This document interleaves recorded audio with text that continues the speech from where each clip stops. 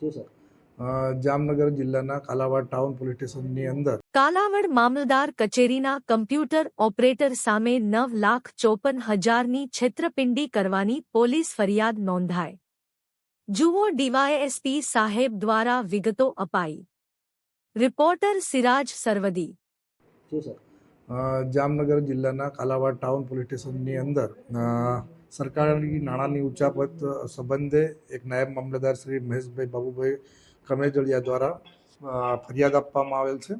ફરિયાદની વિગત જોતાં એવી છે કે તેમની જ ઓફિસમાં સમાજ સુરક્ષા ખાતાની અંદર કામ કરતા ધ્રુવરાજસિંહ જીવુભા જાડેજા તેઓ કોમ્પ્યુટર ઓપરેટર હતા અને આઉટસોર્સથી છેલ્લા 8 વર્ષથી કામ કરતા હતા.